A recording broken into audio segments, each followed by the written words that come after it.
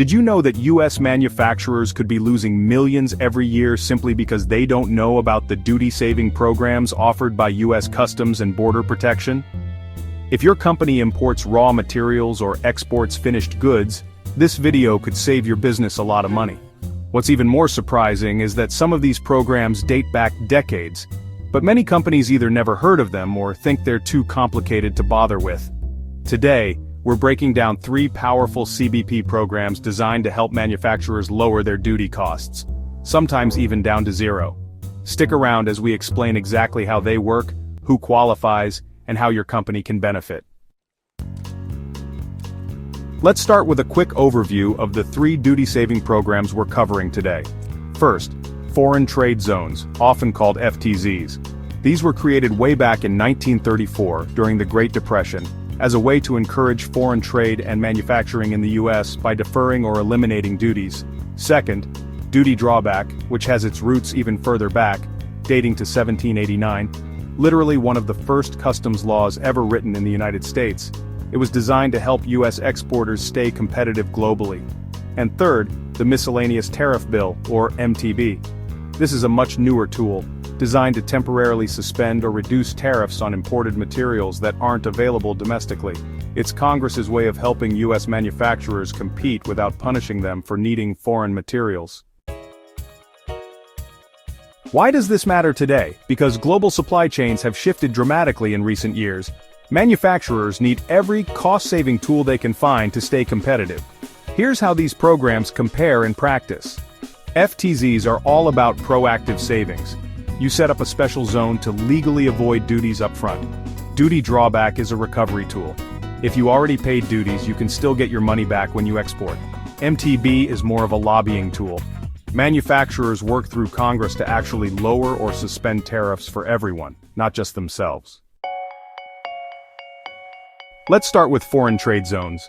These zones are like duty-free islands inside the US. It's almost like pressing pause on duties until you decide what to do with the goods. Key benefits include cash flow relief, because you delay duty payments. Inverted tariff savings. If your finished product has a lower duty than the raw material, you pay the lower rate. Export advantage. If you export the finished product, you pay no duty at all. To qualify, you either apply to set up your own FTZ, which is possible for larger companies, or work with an already existing zone, like in a port or industrial park, where you can rent space within the zone. Compliance is critical. Every single item that enters or leaves must be tracked. CBP conducts regular audits and inspections to ensure no abuse. FTZs are powerful tools, but they work best for companies with regular large imports, complex manufacturing processes, and a strong internal compliance team. Next up, Duty Drawback, the refund program almost no one talks about. This is perfect for companies who import materials, use them in production, and then export finished goods, or even export the unused material itself. What makes it powerful is the 99% refund rate. CBP will refund almost every cent you originally paid in duties, but only if your paperwork is perfect. There are 3 types of drawback: unused merchandise drawback. If you import something, don't use it, and later export it. Manufacturing drawback. For goods, you transform into something else and export. Rejected merchandise drawback. If you import defective goods and later return or destroy them. What's the catch? You must have impeccable records connecting every import to a later export. Claims must be filed within 5 years. The refund process can take months, sometimes even over a year. Despite the work, companies that regularly export should absolutely pursue Duty Drawback because it can unlock tens of thousands or even millions of dollars in refunds every year. Finally, there's the MTB, the only program where Congress gets directly involved. If your company relies on importing a specific material that isn't produced in the US, you can file a petition asking Congress to temporarily lower or eliminate the tariff. This isn't automatic. Here's the process. Submit a petition to the U.S. International Trade Commission, USITC.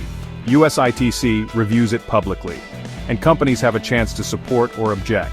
If your petition clears, it goes to Congress, where the final decision happens. MTB benefits the entire industry, not just your company. Because if approved, the tariff suspension applies to everyone importing that item. What's the downside? It's political. If timing is bad or Congress is stuck on unrelated issues, your petition could die. It's temporary. MTB only covers a few years at a time. After that, you have to repetition. Even with those hurdles, smart manufacturers watch the MTB process closely, because one successful petition can save millions across an industry. So to recap, if you import, process, and export products, consider setting up an FTZ to avoid or defer duties. If you've already paid duties but later export the product, Duty Drawback can recover up to 99% of that money. If you depend on imported materials with high tariffs, but those materials aren't made in the US, the MTB could eliminate those tariffs entirely, at least for a few years. Smart manufacturers don't leave money on the table. They use these programs to stay competitive and boost profitability. If you found this video helpful, please like, share, and subscribe to US Trade and Tariff Watch. We break down complex trade topics into easy-to-understand insights so you can stay informed and save money. And remember, all sources referenced in this video are listed in the description below for full transparency.